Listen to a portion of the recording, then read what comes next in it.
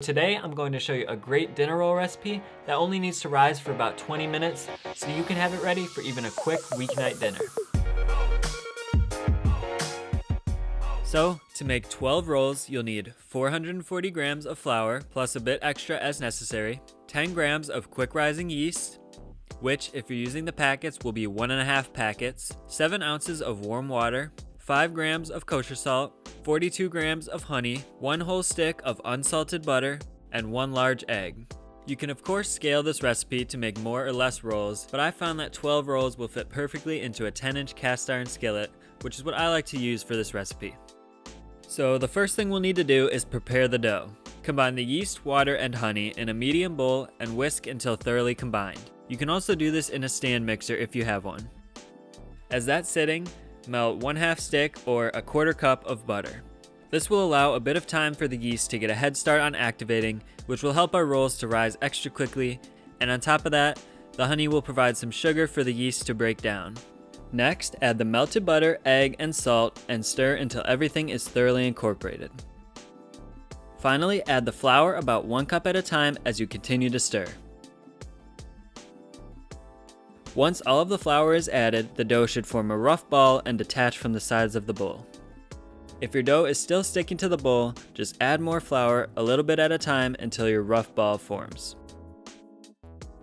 At this point, transfer your dough to a floured surface and knead until a relatively smooth ball is formed, which should take about 5 minutes. The dough will be a bit sticky, so feel free to dust your hands and add a bit more flour to the dough, but only as necessary. If you add too much, your final product won't end up as light and airy by the time it's baked. Once you have your smooth ball, divide your dough into 12 equal-sized pieces. Roll each piece into a little ball and place them evenly spaced in your skillet or baking pan. Now just preheat your oven to 400 degrees and leave the dough in a warm place for about 25 minutes to allow it to rise. You could get away with about 15 to 20 minutes if you're really in a hurry, but the longer you wait, the lighter and fluffier your rolls will end up being. After about 30 minutes, you can see that the rolls have about doubled in size and filled the pan nicely. Now there's just one final step before baking, which is adding some additional melted butter on top. So a little trick I like to use here is to dissolve some salt into my butter after I've melted it. This will make a huge difference in bringing out the flavors of the roll. Now you're probably thinking, why not just use salted butter in the first place? I like to use unsalted butter because it allows me to control the exact amount of salt that goes into the recipe. I've also found that salted butter doesn't have as much salt as I'd like anyways, so I end up having to add more regardless. So anyways, just spoon the butter onto the rolls, or better yet, if you have a pastry brush, you can use that to brush it on to get a more even coating. Feel free to be a bit generous here. Since the rolls have relatively few ingredients, this butter on top is what's really going to add a lot of flavor and richness to them, and it'll help them to brown nicely in the oven.